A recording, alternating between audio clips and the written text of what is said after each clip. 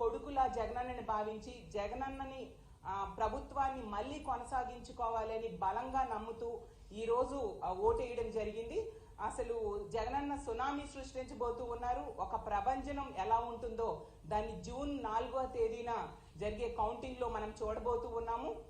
Telugu Desam party వాళ్ళకి అర్థమైపోయింది, వాళ్ళు ఖచ్చితంగా ఓడిపోతారు, ఓటమి పాలైపోవడం ఖాయం అనే విషయం అర్థమైపోయింది.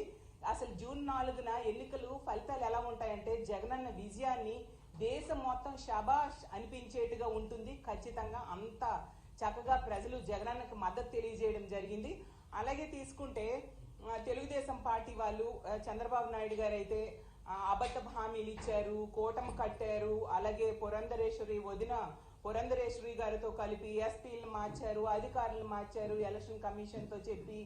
అలాగే వాళ్ళ ఎల్లో మీడియా ద్వారా అసత్య ప్రచారాలు చేయడం జరిగింది, వాళ్ళ సోషల్ మీడియాలో తప్పుడు ప్రచారాలు చేయడం జరిగింది.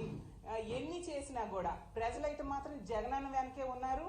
తెలుగుదేశం పార్టీకి ఎవరు ఓట్లు వేయని పరిస్థితి, ఈ కూటమికి ఎవరు ఓట్లు వేయని పరిస్థితి. వన్ సైడ్ గా వైఎస్ఆర్ కాంగ్రెస్ పార్టీకి ఓట్లేశారు. సో అసహనానికి గురైపోతూ ఉన్నారు తెలుగుదేశం పార్టీ నాయకులు గాని కూటమి నాయకులు గాని. ఒక ఫ్రస్ట్రేషన్, ఎలాగూ కూటమి ఓడిపోతుంది అనే విషయం అర్థమైపోయి ఇన్ని చేసినా కూడా గెలవట్లేదు అనే విషయం కూటమి మనుషులకి వాళ్ళ కార్యకర్తలకి అర్థమైపోయి దాడులకి పురుగొల్పుతూ ఉన్నారు.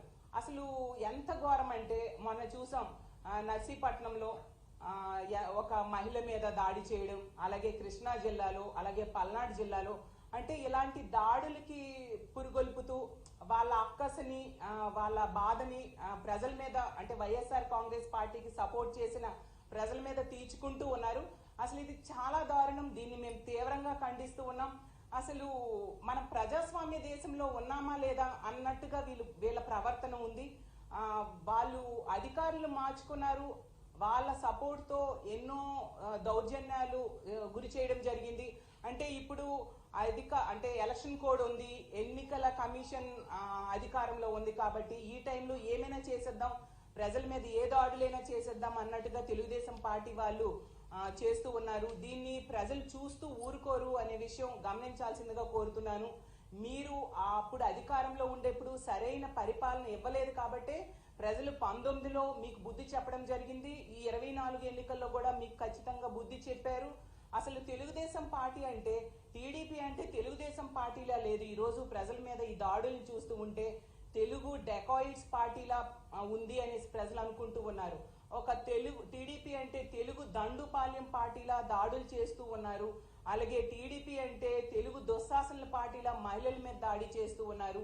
టీడీపీ అంటే తెలుగు దొంగల పార్టీలా మహిళల తాలూకా బంగారు ఆభరణాలు కూడా ఈ దాడుల్లో దోచేసుకుంటూ ఉన్న పరిస్థితి చూసాం. ఒక టీడీపీ అంటే తెలుగు దుర్మార్గుల పార్టీలా ఈ రోజు బిహేవ్ చేస్తూ చాలా దుర్మార్గంగా వృద్ధుల మీద కూడా దాడులు చేసే పరిస్థితి మనం చూసాము. అలాగే టీడీపీ అంటే టెర్రరిస్ట్ డెకాయిడ్ పార్టీలా బీసీ, ఎస్సీ, ఎస్టీ మైనారిటీల మీద చాలా దారుణంగా దాడులు చేస్తూ ఉన్నారు. మేము చాలా తీవ్రంగా దీన్ని ఖండిస్తూ ఉన్నాము. అసలు మీ ఇళ్లలో ఆడవాళ్ళు ఉండరా? ఇలాంటి పనులే గాని వాళ్ళ మీద జరిగితే మీరు సహించగలరా? మీ అక్క చెల్లెమ్మలకు కనుక ఇలాంటివి జరిగితే ఇది చాలా దారుణం కాదా? ఇప్పుడు తీసుకోండి, నర్సీపట్నంలో అయ్యన్న పాత్రుడు గారి అనుచరులు ఆమె ధర్మసాగరం, నర్సీపట్నం మండలంలో ధర్మసాగరము గ్రామంలో పాలమూరు రాజకుమారి అనే మహిళ, ఆమె వాలంటీర్ గా పనిచేసి ఆమె రిజైన్ చేసేసి వైఎస్ఆర్ కాంగ్రెస్ పార్టీకి సపోర్ట్ చేసింది. జగనన్న వల్ల మేలు పొందింది కాబట్టి సపోర్ట్ చేసింది. అందులో తప్పేముంది? ఇది ప్రజాస్వామ్య దేశం. నచ్చిన పార్టీకి సపోర్ట్ చేసుకోవచ్చు, నచ్చిన వాళ్ళకు ఓటేసుకోవచ్చు. అర్ధరాత్రి ఒంటరి మహిళ మీద ఇంట్లో జ్వరబడి జుట్టు పట్టుకొని ఈడ్చి చెప్పలేని ప్రదేశాల్లో తంతూ ఆమెకి ఎంతో బాధించి దుర్మార్గంగా బిహేవ్ చేశారు ఈ తెలుగుదేశం పార్టీ వాళ్ళు. ఎందుకంటే వాళ్ళకి ఓటమి భయం పట్టుకున్న పరిస్థితి మనం చూసాం. అలాగే అడ్డొచ్చింది ఒక వృద్ధ మహిళ, ఆమె చెవిలోవి కూడా లాగేసుకొని ఆమె మీద కూడా దాడి చేయడం జరిగింది. అసలు ఇది ఎంతవరకు సమంజసం?